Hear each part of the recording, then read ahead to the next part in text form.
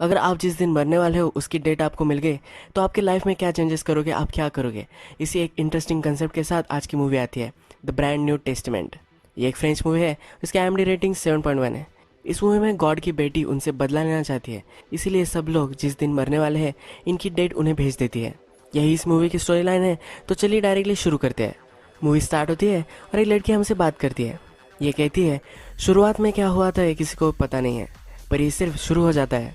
इसके बाद जो गड़बड़ होनी होती है वो भी हो ही जाती है। ये गड़बड़ होने के बाद मैंने कैसे इस वर्ल्ड को चेंज किया, इसकी ये स्टोरी है।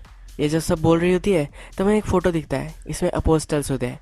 अपोस्टल का मीनिंग आपको बता दूं कि लाइफ की जो फिलॉसफी होती है, जो लोग हमें कहते हैं, यानी कि जीसस क्राइस्ट या गॉड, इनका जो मैसेज जो स्प्रेड करते हैं, इन लोगों को अपोस्टल्स बोला करते हैं। ये बोलती है कि पहले सिर्फ 12 अपोस्टल्स थे, अब 18 है, तो सब ठीक हो चुका है। ये कैसे हुआ इसकी स्टोरी अभी हमें बताने वाली है। ये जो छोटी लड़की हमसे बात कर रही है इसका नाम इया है और ये हमारा मेन कैरेक्टर है। ये फिर हमें कहती है कि गॉड एग्जिस्ट करता है और ये ब्रिसल में रहता है। ये कुछ अच्छा आदमी नहीं है, ये उसकी वाइफ और डॉटर के प्रति बहुत ही हॉरिबल है। इसके सन के बारे में बहुत कुछ लोग जानते हैं, पर इसकी डॉटर के बारे में कोई भी नहीं जानता। ये डॉटर मैं हूँ। अब जो सन के बारे में हमें बताया जा रहा है ये जीसस क्राइस्ट है। फिर ये लड़की हमें कहती है कि क्रिएशन होने से पहले, यानी कि इसके फादर यानी कि गॉड, ये पहले ही बोर हो चुके थे, इसीलिए इसने ब्रसल बनाया। बहुत सारे एनिमल क्रिएट करते हुए हमें फादर दिखते हैं। इसके बाद इसे और भी बोर होने लगा तो इसने आदमी बना दिया। अब आदमी बना दिया तो क्रिएशन तो होनी चाहिए, इसलिए उसने एक औरत को भेज दिया। एडम और ईव, इन दोनों का नाम उन्होंने रखा है। इनके बहुत सारे बच्चे हो गए। इसके बाद जो पॉपुलेशन बन गए ये एक दूसरे से ही लड़ने लग गए। ये लड़की फिर हमें कहती है कि अब आप सबको पता है कि क्या हुआ है, अब मैं आपको मेरे बारे में बताती हूँ। कहती है कि वो एक अपार्टमेंट में रहती है, यहाँ से वो कभी भी बाहर नहीं जा सकती। यहाँ पे हॉल, एक किचन है और उसके फादर का एक बड़ा सा रूम है। इसके फादर का यानी गॉड का जो ऑफिस होता है, यहाँ बैठकर ही सब क्रिएशन वो करता है। ये फिर अपनी मदर के बारे में कहती है। इसकी मदर जो होती है ये हमेशा एम्ब्रॉयडरी करती रहती है, एक डिज़ाइन बनाती है, कुछ ब्यूटीफुल बनाती है। फादर उसकी मदर को कभी भी कंसिडर नहीं करते। जीसस क्राइस्ट यानी कि इसका ब्रदर इनके साथ नहीं रहते, ये वर्ल्ड में चले गए थे, उसके बाद ये मर चुके थे। इया की जो मदर है ये अभी भी जीसस क्राइस्ट के लिए प्लेट लगाती है। इया को अपने फादर से अटेंशन नहीं मिल पाती। जैसे क्राइस्ट अपने माइंड से चीज़ों को हिला सकते थे वैसे ही ट्राई करती है। इसके फादर इस पर चिढ़ जाते हैं। इया कहती है कि फादर ने कभी भी उसके फैमिली से प्यार नहीं किया। फादर को रिलैक्स होने के लिए कुछ ना कुछ तो चाहिए था, इसलिए इसने ह्यूमैनिटी क्रिएट की, लोगों को बहुत सारे ट्रबल्स दे दिया और इसके बाद अच्छा कुछ दिखा दिया, यानी कि होप में वो हमेशा जीते रहे। ये कहती है कि जो भी वर्ल्ड में एक्सीडेंट्स वगैरह होते रहते हैं ये इंटरटेनमेंट के लिए मेरे फादर करवाते हैं। लोगों की लाइफ मिजरेबल बनाने के लिए इसने कुछ रूल्स लगा दिए। इस रूल्स में हमें बताया जाता है स्लीप कंप्लीट करने के लिए और 10 मिनट यही एक टाइम होता है। जब आप शावर में होते हैं तभी भी फ़ोन बजता है। ब्रेड पर जाम लगाते हैं और गिरता है तो जाम जहाँ लगा होता है वही ब्रेड गिरता है। लोगों की लाइफ मिजरेबल करने के लिए ये सब रूल्स लिखे गए थे। इया को ये सब मालूम नहीं होता। एक दिन अपने फादर के रूम में वो चली जाती है। फादर का जो कंप्यूटर होता है जिससे वो ये सब करते हैं ये वो देखती है। नेक्स्ट दिन जब ये लंच कर रहे होते हैं तभी अपने फादर से कहती है तुम बहुत ही हॉरिबल हो, तुम लोगों के साथ ऐसा कैसे कर सकते हो। इसके फादर इस पर बहुत ही चिढ़ जाते हैं और इसे बहुत मारते हैं। ये फिर हमसे कहती है कि अब मैं 10 साल की हो चुकी थी, ये जो अत्याचार मुझ पर हो रहे थे ये हमें सहन नहीं कर पाई, अब मुझे बदला लेना था। इसके बाद इया उसके रूम में आती हुई हमें दिखती है। जीसस क्राइस्ट की स्टैचू होती है, उसके बात करने लग जाती है। जीसस क्राइस्ट भी अलाइव हो जाते हैं, उससे बात करते हैं। इया के फादर क्राइस्ट को हेट करते हैं क्योंकि रियल वर्ल्ड में चला गया था, इसे नहीं चाहिए था, इसने वर्ल्ड चेंज कर दिया था। तो इया अब क्राइस्ट से कहती है कि तुम्हारी तरह ही मुझे भी वर्ल्ड चेंज करना है। क्राइस्ट उसे सलाह देता है मैंने 12 अपोस्टल्स बनाए थे, तुम्हें 18 बनाने चाहिए क्योंकि ये तुम्हारी मदर का नंबर है। अगर तुमने 18 बनाए तो और एक मिरेकल हो सकता है और एक तुम नया टेस्टिमन बना सकती हो। टेस्टिमन जो होता है एक बुक होता है जिससे हर ह्यूमन को चलना चाहिए, तो एक नया बुक ये बनाना चाहती है, लाइक बाइबल। अब इया को क्वेश्चन पड़ता है कि जो 6 अपोस्टल हो गए तो इन्हें कौन चूज़ करेगा। क्राइस्ट कहते हैं किसी भी 6 लोगों को तुम चुन लो, उन्हें तुम उनके बारे में क्वेश्चन पूछो और जो वो कहेंगे ये नोट कर लेना, इससे ये बुक बन सकती है। इया के फादर के कंप्यूटर से रैंडम नाम वो चूज़ करने वाली होती है। इस घर से निकलना प्रॉब्लम होता है तो क्राइस्ट कहता है कि मैंने इस घर की वॉशिंग मशीन को प्रोग्राम किया है, इससे तुम रियल वर्ल्ड में जा सकती हो। तुम्हें 4-5 घंटे इसमें घुसकर चलते रहना है और तुम रियल वर्ल्ड में पहुंच जाओगे। तो इसके बाद क्या, या फिर अब निकल पड़ती है, फादर के कंप्यूटर के पास आती है, वहाँ से कुछ नाम चुनती है। फादर को इसे हर्ट करना होता है तो इसके लिए उसके पास एक आइडिया आती है। जो भी सब लोग वर्ल्ड में है उन सबको मैसेज सेंड कर देती है और उनकी डेथ की जो डेट है ये भेज देती है। अब हमें रियल वर्ल्ड में जो सब लोग हैं इन सब को मैसेज आ चुका है ये दिखता है। इन सब को वो जब मरने वाले हैं इसकी डेट मिल चुकी है। या जाते वक्त जीसस के कहकर जाती है कि उसने क्या किया है। जीसस कहता है कि आदमी जब मरने वाला है उसकी डेट उसे दे देना, बहुत ही सही काम है। या फिर वॉशिंग मशीन से रियल वर्ल्ड में आ जाती है। नेक्स्ट सीन में हमें दिखता है कि एक औरत को मैसेज मिला होता है कि अगले 2 मिनट में वो मरने वाली है। वो बाथटब में होती है और वहाँ एक आयन होती है। उसे लगता है इलेक्ट्रिसिटी से शॉक खाकर वो मर जाएगी, इसीलिए आयन वो बंद कर देती है। घर में का जो गैस वगैरह सब होता है ये सब बंद कर दिया। कबर्ड के ऊपर एक डब्बा होता है, इसे वो अंदर ढकेलना चाहती है कि वो उसके सर पर ना पड़ सके। जब वह करना चाहती है तो कबर्ड उस पर ही पड़ जाता है। इसका मतलब है डेथ का जो टाइम है ये कोई भी बदल नहीं सकता। अब सब लोगों को पता है तो लोग अब कुछ भी करने लग जाते हैं। एक लड़का हमें दिखता है कि जो यूट्यूब वीडियोस बना रहा है और उसमें वो मरने की कोशिश कर रहा है। उसके पास अब बहुत सारे साल जीने के लिए है तो कुछ भी वो करेगा फिर भी वो नहीं मरेगा। इसी वजह से वो बिल्डिंग से कूद रहा होता है। बिल्डिंग से कूदने पर भी उसे कुछ भी नहीं होता। कुछ कपल सैड होते हैं तो कुछ लोग अपना पैशन फॉलो करने लग जाते हैं। जब गॉडी न्यूज़ देखता है तो अपने कंप्यूटर के पास आ जाता है, पर कंप्यूटर अब ये स्टार्ट नहीं कर पा रहा क्योंकि ईया ने इसे खराब करके रखा है। ये फिर ईया को ढूंढने लग जाता है। ईया अब रियल वर्ल्ड में पहुंच जाती है। उसे भूख लगती है, डस्टबिन में से सैंडविच वो खाने लग जाती है। इसे इससे बहुत ही तकलीफ होती है और एक होमलेस मैन उसे वहाँ दिखता है। ये इसे बात करने लग जाती है। ईया को जो बुक लिखनी है ये वो खुद नहीं लिख सकती, इसे किसी की ज़रूरत है। तो ये जो होमलेस मैन है इसे ये पूछती है कि क्या तुम लिख सकते हो। कहता है कि थोड़ा बार लिख सकता हो। इसके पीछे वो चलने लग जाती है। ये इसके आगे आगे जाता है और उससे पूछता है कि क्यों तुम मुझे फॉलो कर रही हो। ये इसे इसका रीज़न बता देती है। इसका जो मिशन है ये भी उसे एक्सप्लेन करती है। इसके बाद इसके कंधे पर वो चल रही है ये हमें दिखता है। जब ईया इस वर्ल्ड को देखती है तो कहती है कि ये पैराडाइज कितना अच्छा है। होमलेस मैन कहता है कि ये पैराडाइज नहीं है, मरने के बाद हम पैराडाइज देख सकते हैं। ये कहती है कि मरने के बाद कुछ भी नहीं होता, जो भी है यही है। मेरा ब्रदर भी यही आया था। ये होमलेस मैन को कहती है। वो कहता है कि तुम्हारा ब्रदर कौन है। वो कहती है कि जैसी मेरा ब्रदर है, यानी कि जीसस क्राइस्ट। पर इसे इसका कुछ समझ में नहीं आता। नेक्स्ट सीन में गॉड अपने वाइफ से बात कर रहा है और उसे कह रहा है कि इस लड़की ने क्या कर दिया है, इसे कुछ समझ में नहीं आ रहा। इसके ब्रदर के साथ जो हुआ था ये इसके साथ भी हो सकता है। ये वर्ल्ड सही नहीं है। अब गॉड ईया के पीछे जाने वाला है। मदर कहती है कि तुम भी वहाँ हर्ट हो सकते हो, पर ये सुनने वाला नहीं। ये वॉशिंग मशीन में घुस जाता है। अब ईया का जो नेक्स्ट मिशन है वो उसके अपोस्टल्स को ढूंढना है, यानी कि 6 लोगों को ढूंढना है। ईया को उनको बिलीव करवाना पड़ेगा कि ये जीसस क्राइस्ट की डॉटर है। इन सब को इसे साथ लाना है।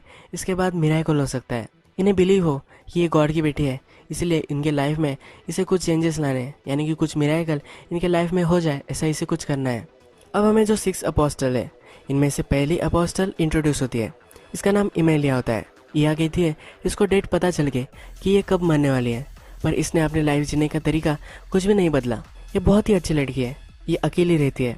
इसकी मदर और फादर बहुत ही ब्यूटीफुल थे तो ये भी बहुत ही ब्यूटीफुल है। जिस बिल्डिंग में रहती है तो इस बिल्डिंग के 12 आदमियों को इससे प्यार है। बिल्डिंग की औरतें इससे जलती है। इस पर बहुत सारे लोग मरते हैं फिर भी ये अकेली ही है। जब ये छोटी थी तो स्टेशन पर इसका एक्सीडेंट हुआ था और उसका हाथ कट गया था। अब अमेलिया से ईया बात करते हुए हमें दिखती है। वो अपने आप को इंट्रोड्यूस कराती है। इसके साथ जो होमलेस गाय है इसको भी इंट्रोड्यूस कराती है। ये फिर उससे पूछती है कि तुम्हारे बारे में हमें कुछ बताओ। ईया कहती है कि मैं स्टेशन पर थी, मेरे पास एक आदमी आया और उसने मुझे कहा कि लाइफ स्केटिंग रिंग की तरह है, बहुत सारे आदमी यहाँ गिर ही जाते हैं। ये बात हमेशा मुझे याद रही। जब मैं सुबह उठती हूँ तो मुझे यही बात याद आती रहती है। अमेलिया कहकर रोने लग जाती है तो ईया कहती है कि मैं तुम्हारी तरह रो नहीं सकती, पर मैं रोगों का म्यूजिक सुन सकती हूँ। ईया के पास एक पावर होता है। हर एक आदमी की जो पर्सनैलिटी होती है उसे सूट करने वाला म्यूजिक होता है। ये म्यूजिक वो सुन सकती है। अमेलिया का जो म्यूजिक है ये उसे बताती है। वो कहती है कि आज रात जब तुम ड्रीम करोगी तब तुम्हारे लिए मैं एक मिरेकल करूँगी। अमेलिया ड्रीम में टेबल के पास आकर बैठ जाती है। वो जब वहाँ आती है तब उसका जो हाथ टूट गया था यही इस म्यूजिक पर डांस करने लग जाता है। अब इसे पता है कि ईया सचमुच में गॉड की बेटी है। अब ये काम हो चुका है तो ईया अब नेक्स्ट अपोस्टल के पास जाती है। इसका नाम जॉन क्लाइड होता है। ये कहती है कि ये बहुत बड़ा एडवेंचरर था, पर अचानक इसने सब कुछ एडवेंचर छोड़ दिया। एक सुपरमार्केट में इसने जॉब ले ली। कॉर्पोरेट में आगे बढ़ते बढ़ते ये अच्छा सा एक एनालिस्ट बन चुका था। ईया वंडर करती है कि इसने ऐसा क्यों किया होगा। जो होमलेस मैन होता है इससे कहता है कि लाइफ में यही होता है, ये लाइफ की एक अर्ली रियलिटी है। जॉन क्लाइड अब अपने 50 से आगे निकल चुका है। जब उसे पता चला कि उसकी डेथ कब होने वाली है तब उसने अपना सब काम वगैरह सब छोड़ दिया और वो पार्क में आ गया। लेक के सामने वो बैठा और वही वो बैठना चाहता था। अब वो यहाँ से हिलने वाला नहीं है। ईया इसके पास आती है और इससे बात करने लग जाती है। जॉन ग्लाइड इस पर बिलीव कर पाए, इसके लिए एक पंछी को बुलाती है। ये इस पंछी से बात कर सकती है, ये जॉन ग्लाइड को बताती है। जॉन ग्लाइड उसे पूछता है कि ये पंछी कहीं भी जा सकता है, तो क्यों ये इस पार्क में रुका है। ये पंछी बात करता है और एआई इसे ट्रांसलेट करती है। ये बोलती है कि पंछी तुमसे यही सवाल पूछ रहा है, यानी कि जॉन ग्लाइड कहीं भी जा सकता है, तो इस पार्क में वो क्यों छुपा हुआ है। अब नेक्स्ट सीन में हमें दिखता है कि गॉड वॉशिंग मशीन से निकल कर बाहर आ चुका है। बाहर आकर वो एक औरत को डरा देता है। वो पेपर स्प्रे उसके आँख में मार देती है। बाहर आकर बारिश गिरने लग जाती है। ये बहुत ही भूखा होता है, तो ये भी डस्टबिन से सैंडविच खाने लग जाता है। वहाँ कुछ लड़के आते हैं, वो कहते हैं ये तुम्हारा ट्रैश नहीं है, ये स्ट्रीट के गुंडे होते हैं तो इसे बहुत मारते हैं। जब ये हॉस्पिटल में आता है तो डॉक्टर से मॉर्फिन मांगता है, ये भी उसे नहीं मिलता। हॉस्पिटल में एक छोटा सा लड़का होता है जो जाम खा रहा होता है, ये उससे छीन लेता है। हॉस्पिटल में इसके पेरेंट्स से इसका झगड़ा हो जाता है, उसका जाम भी उल्टा ही गिर जाता है। जो रूल्स इसने ही बनाए हैं अब इसको ही भुगतने पड़ रहे हैं। अब हमारा नेक्स्ट अपोस्टल हमें दिखाया जाता है, इसका नाम है सेक्स मैनियाक। जब ये छोटा था तो इसकी लाइफ बहुत ही डिफिकल्ट थी। इसके फादर मदर और ये एक ट्रेलर पार्क में रहते थे। ये हमसे फिर बात करने लग जाता है, ये उसकी स्टोरी बताता है। ये कहता है कि जब मैं छोटा था यानी कि 9 साल का था तब उसकी लाइफ पूरी तरीके से चेंज हो गई। ये बीच पर खेल रहा था और एक लड़की उसे दिखी। ये इस लड़की के पैर में पड़ गया। ये हमेशा इसे ही ढूंढता रहा, पर ये हमें कहता है इसके बाद बहुत सारी लड़कियां मुझे दिखी। ईया उससे मिलते हुए हमें दिखती है। ईया उससे पूछती है कि आप जब छोटे होते हो तब क्या होता है। ये कहता है कि आप बड़े हो जाते हो। ईया कहती है बड़े होने के बाद क्या होता है। ये कहता है कि आप मैरिड हो जाते हो। ईया फिर पूछती है क्या तुम मैरिड हो। वो कहता है कि नहीं, यह अब इम्पॉसिबल है। उसके पास जीने के लिए बहुत ही कम दिन बचे हैं और ये अपने कर नहीं सकता। जब इसे न्यूज़ मिली थी तब इसने ट्राई किया था, ऑनलाइन लेसन्स देखे थे कि लड़कियों से कैसे बात कर सकता है। इसने ट्राई किया पर ये हो नहीं पाया। इसके पास सिर्फ 83 डे है। इसके पास पैसे थे तो इसने डिसाइड किया कि वो इसे स्पेंड करेगा। ये अभी भी वर्जिन था तो रेड लाइट एरिया में जाकर आया। इसके बाद ये कहता है कि मेरी ज़िंदगी बदल गई, हर जगह मुझे ब्यूटी देखने लग गई। या फिर इस मैनियाक का सॉन्ग सुनती है कि तुम्हारा सॉन्ग बहुत ही ब्यूटीफुल है, तुम्हारी वॉइस भी बहुत ही ब्यूटीफुल है, तुम्हें वॉइस आर्टिस्ट बनना चाहिए। इस मैनियाक के जो पैसे थे रेड लाइट एरिया में जाकर उसने सब खर्च कर दिए हैं। अब ये बहुत ही अच्छी एडवाइस उसे लगती है। नेक्स्ट सीन में हमें दिखता है कि फिल्म की जो डबिंग होती है इसमें एडल्ट सीन जो होते हैं ये वो डब करता है। यहाँ एक औरत उसे दिखती है, उसके पास एक छोटा सा बुक होता है। इसके बारे में वो बात करने लग जाते हैं। इसमें इन दोनों की बॉन्डिंग हो जाती है। जब ये इसको अटेंशन से देखता है तब इसे मालूम होता है जब ये छोटा था जिस लड़की को उसने देखा था ये वही लड़की है। जब वे बाहर आते हैं तभी उसे अपने घर इनवाइट करता है। ये दोनों फिर अपने बेड पर इंटीमेट हो जाते हैं। नेक्स्ट सीन में हमें ईया की मदर दिखाई गई है। जो अपोस्टल्स की पेंटिंग होती है जिसमें सिर्फ 12 अपोस्टल होते हैं उसमें अब ज़्यादा अपोस्टल आने लग चुके हैं। जिन भी अपोस्टल से ईया मिल रही है वो सब इस पेंटिंग में अब अपीयर हो रहे हैं। नेक्स्ट सीन में हमें गॉड दिखता है। ये अब चर्च में आ चुका है, इसे खाने के लिए कुछ नहीं है तो यहाँ खाना मिलता है, इसलिए वो यहाँ आया है। यहाँ का जो प्रीस्ट होता है इससे भी इसकी नहीं जमती और ये यही भी मार खाता है। जीसस क्राइस्ट के बारे में जब वे बात कर रहे होते हैं तो ये कहता है कि जब ये आया था तब मेरे मैसेज को सब इसने उल्टा कर दिया। ये प्रीस्ट की बहुत ही इंसल्ट करता है, इसी की वजह से इसने मार खाई होती है। इसके बाद हमें हमारा नेक्स्ट अपोस्टल दिखता है। इसका नाम फ्रांसिस होता है। ये एक असैसिन बनना चाहता है। इसे हमेशा से डेथ से प्यार था। कोई भी मरता था तो उसे कुछ भी फीलिंग महसूस नहीं होती थी। जब ये छोटा था तो बहुत सारे एनिमल्स को इसने मार दिया था। अब ये बड़ा हो चुका है, अब इसे पता चल चुका है कि सब लोगों का मरने का टाइम आया हुआ है। इसे चेंज करने के लिए कोई कुछ भी नहीं कर सकता, तो एक बड़ी सी गन बाय कर लेता है। कितने भी लोगों को मार सकता है, पर उसने जो किया है ये गॉड का प्लान है। ये अपने आप को समझाकर वो अब ये गन बाय उसने की होती है। ये पार्क में आ जाता है और लोगों को मारने वाला होता है। उसके पास ईया आती है, उसका जो मिशन है ये उसे एक्सप्लेन करती है। उसका सॉन्ग भी उसे बताती है। ये इस पार्क में किसी न किसी को तो मारने वाला होता है, तो ईया उसके पीछे बैठी हुई होती है और कहती है कि वो जो लड़की है इसे तुम मार दो। ये जो लड़की है ये इमिलिया है। ये इसे शूट करता है पर इसके आर्म पे वो लगता है। इसका आर्म टूट गया था, इसने आर्टिफिशियल आर्म लगाया है, इसे कुछ भी नहीं होता। फ्रांसिस फिर इसमें बहुत ही ज़्यादा इंटरेस्टेड हो जाता है। इसका ये पीछा करता है, इसके पीछे लिफ्ट में आता है। जब ये घर पहुंचता है तब इसे रियलाइज़ होता है कि इसके पैर में पड़ चुका है। इसकी फैमिली भी होती है पर ये बचपन से कभी फील नहीं कर पाया था। अपने फैमिली को प्यार नहीं करता। नेक्स्ट दिन कुछ फूल लेता है और अमेलिया को देने के लिए जाता है। उसे कहता है मेरी फैमिली है पर उनसे मैंने कभी प्यार नहीं किया है। मैं तुम्हारे पैर में पड़ चुका हूँ, मैं हमेशा तुमसे प्यार करूँगा। अगर तुमने मेरे फूल नहीं लिए या तुम मुझसे प्यार नहीं करती फिर मैं हमेशा तुमसे प्यार करता रहूँगा। वो जो उसे फूल देता है उस पर उसका नंबर लिखता है। लिफ्ट में एक आदमी होता है तो कहता है कि वो तुम्हें कॉल करेगी, कोई टेंशन मत लेना। ये घर आकर मिरर में देखता है तो वो अपने आप को हक कर सकता है। अपने आप को उसने अब एक्सेप्ट कर लिया है। इसके बाद हमें फिर से जॉन ग्लाइड दिखाया गया है। इस पूरे वर्ल्ड को देख रहा है, इसकी जो ब्यूटी है ये एंजॉय कर रहा है। इसके बाद नेक्स्ट अपोस्टल हमें दिखती है और इसका नाम मार्टिना होता है। हमें फिर बताया जाता है कि हमेशा से बहुत ही रोमांटिक थी, फेरी टेल, लव स्टोरी, इस तरह की चीज़ें ये बिलीव करती थी। पर अब हमें सीन्स में दिखाया गया है कि इसका जो पति है इसमें इतना इंटरेस्टेड नहीं है, इनके मैरिज में लव नहीं बचा है। अब इनको न्यूज़ मिली है कि ये मरने वाले हैं, तब ये असली लव ढूंढना चाहती है। एक स्ट्रीट के लड़के के साथ इंटीमेट भी हो जाती है, पर इससे कुछ कनेक्शन नहीं बना पाती। जब इया उससे मिलने के लिए जाती है तब इया इसका म्यूज़िक सुनती है। ये कहती है कि तुम्हारा म्यूज़िक सर्कस की तरह है। फिर ये सर्कस देखने के लिए आते हैं, तब वहाँ एक बड़ा सा बंदर इसे दिखता है। ये बंदर अपने पिंजरे में से हाथ आगे करता है। एमिलिया इसको टच करती है, इन दोनों में कनेक्शन बन जाता है। मार्टिना इसे बाय कर कर घर लेकर आती है। इया और होमलेस गाय ये दोनों उसके घर पर ही आज सोने वाले होते हैं। होमलेस गाय जो होता है ये बाहर सोता है। मार्टिना इया से पूछती है कि ऐसा ही क्यों कर रहा है, तो इया कहती है कि ये जेल में था, जेल से वापस आने के बाद ये कभी भी एक रूम में नहीं सोया, इसे हमेशा फ्रीडम चाहिए था तो हमेशा बाहर ही सोता है। जब ये आकाश को देखता है तभी इसे नींद आती है। अब नेक्स्ट सीन में हमें दिखता है कि एमिलिया फ्रांसिस को कॉल करती है, उसे भी उसकी ज़रूरत है तो उसके घर उसे बुला लेती है। ये दोनों फिर इंटीमेट हो जाते हैं। इया और होमलेस गाय दोनों सिटी में होते हैं, तब उसके फादर यानी कि गॉड उन्हें स्पॉट कर लेते हैं। उनके पीछे वो भागते हैं, एक नदी के पास वो आते हैं, यहाँ से वो बचकर नहीं जा सकती। गॉड इया को सब कुछ सही करने के लिए बोलते हैं, पर यह अब नहीं करने वाली होती है। ये बोलती है कि मैं तुमसे अब नहीं डरती। ये पानी में चलने लग जाती है। होमलेस गाय को भी हाथ देती है और ये दोनों पानी में चलकर नदी क्रॉस कर लेते हैं। गॉड भी ये ट्राई करता है पर पानी में वो गिर जाता है। गॉड की पावर सब उसके कंप्यूटर में होती है, वो कभी भी रियल वर्ल्ड में नहीं जी सकता।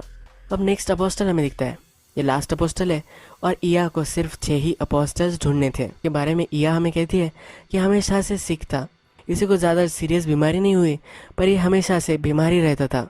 इसका बहुत ही केयर करती थी, इसे हमेशा एक इंजेक्शन देती रहती थी। जब ये छोटा था तब से इंजेक्शन उसे दे रही है, इससे इसका पैनक्रियाज खराब हो जाता है। जब सब लोगों को न्यूज़ मिलती है कि वो मरने वाले हैं, इसमें विली को भी न्यूज़ मिलती है कि 54 डेज में वो मरने वाला है।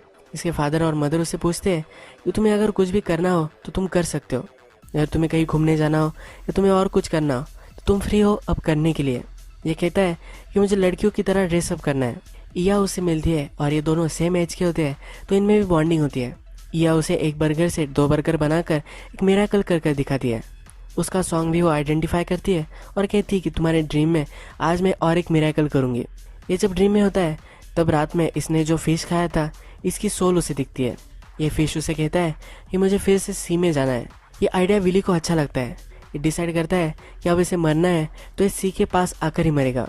जो गॉड था वो पानी में गिर चुका था, उसे पुलिस ने स्पॉट किया और उसे वो पकड़ कर लेकर चले गए। गॉड के पास पासपोर्ट तो नहीं है, इसी वजह से दूसरी कंट्री में अब उसे लेकर जाने वाले हैं। या फिर विली के साथ जो भी अपोस्टल्स उसके रीच में होते हैं इन सब को लेकर बीच में आती है। विली अपना फिश सी में छोड़ देता है। बीच पर आने के बाद इन्हें रियलाइज होता है कि बहुत सारे लोग यहाँ है, सबको बीच के पास आकर मरना एक अच्छा आइडिया लगता है। इन्हें यहाँ आने के बाद व्हाइट और ब्लैक वेस्ट बैंड दिए जाते हैं। इन्हें इसका मीनिंग समझ में नहीं आता। ये फिर डिस्कस करते हैं। विली इया से पूछता है कि तुमने तो कहा था कि जब तुम सबसे मिल जाओगे यानी कि 6 अपोस्टल से मिल जाओगे तब एक मिरेकल होगा, ये कब होने वाला है? इया कहती है कि मुझे अभी तक पता नहीं है। इया की मदर हमें दिखाई जाती है और ये घर साफ कर रही होती है। तभी ये फिर से पेंटिंग देखती है तो इसमें अब 18 अपोस्टल्स है। इसे रियलाइजेशन होती है। गॉड का जो कंप्यूटर रूम होता है ये साफ करने के लिए वो वहाँ चली जाती है। वहाँ जाकर जब वो कंप्यूटर देखती है तब ये कंप्यूटर ऑन हो जाता है। ये कंप्यूटर पासवर्ड मांगता है। ये जब पासवर्ड डालती है तब इसके लिए खुल जाता है। अब ये गॉड बन चुकी है। अब बीच पर विली जो है ये अपनी डेथ का वेट कर रहा है। इसके बाद हमें दिखता है गॉड को जिस प्लेन से वो लेकर जा रहे होते हैं इस प्लेन का इंजन खराब हो जाता है। ये प्लेन टूट जाता है। इसके बाद ये प्लेन अब इस किनारे पर गिरने वाला होता है। अब इया और इन सबको पता चलता है कि व्हाइट बैंड और ब्लैक बैंड इसका मतलब क्या था। ब्लैक बैंड वाले जो सब है वो आज मरने वाले हैं।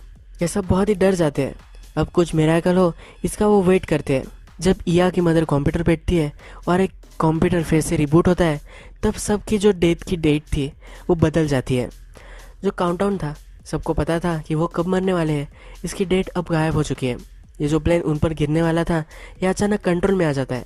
इया की मदर सब लोगों को बचा लेती है। हमें पता है कि इया की मदर हमेशा डिज़ाइन करती है। ये बहुत ही क्रिएटिव होती है। इसकी जो डिज़ाइंस है ये आकाश पर बना देती है, स्काई को पिंक बना देती है, उस पर डिज़ाइन क्रिएट करती है। इस वर्ल्ड में जो ग्लोबल वार्मिंग थी वो ख़त्म कर देती है। या को पता चल जाता है कि उसकी मदर है। ग्रेविटी के रूल्स बदल देती है। अब लोग कहीं भी चल सकते हैं, पानी के अंदर भी लोग चल सकते हैं, ऐसा वो कर डालती है। नेचर के जो सब रूल्स हैं इसने बदल दिए हैं और इसको बेटर कर दिया है। गॉड हमें एक वॉशिंग मशीन के फैक्ट्री में काम करता हुआ दिखता है। एक पोर्टल वो ढूंढ रहा होता है जिससे वो फिर से वापस घर जा सके। ये अभी भी ढूंढ नहीं पाता। जो सब अपोस्टर्स थे इनकी लाइफ अब सही हो चुकी है, कोई भी अब मरने नहीं वाला। यही अजीबोगरीब ब्यूटीफुल मूवी खत्म हो जाती है। अगर आपको ये वीडियो अच्छा लगा होगा तो प्लीज़ इस वीडियो को लाइक कर दीजिएगा। मैं बहुत सारी मूवीज़ लेकर आता रहता हूँ, तो इसी तरह की मूवीज़ आपको देखनी होगी तो प्लीज़ इस चैनल को सब्सक्राइब कर दीजिए और बेल नोटिफिकेशन आइकन दबाना भी मत भूलिएगा। हम फिर से मिलेंगे और एक नई मूवी के साथ। तब तक के लिए थैंक यू और आप अपने आप का ख्याल रखिए।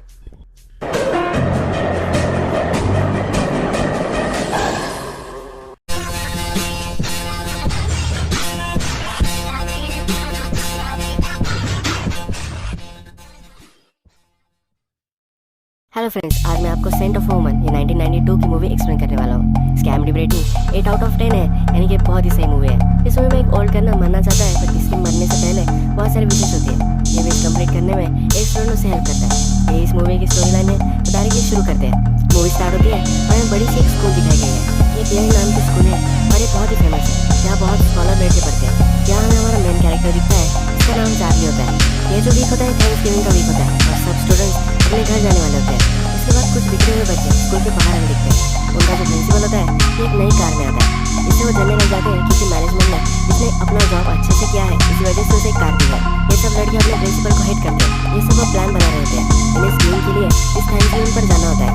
जब चार्ली स्कूल से बाहर आता है तो इससे भी बात करने लग जाते हैं। इन लड़कों में से सबसे बिगड़ा हुआ हैरी जो होता है ये इसे कहता है कि तुम्हें हमारे साथ क्यों आ सकते हो। चार्ली को जब वो वहाँ जाने का रेट बताता है तो चार्ली इसलिए मना कर देता है। चार्ली पोर बैकग्राउंड से आता है, उसके पास अपने पैसे नहीं होते।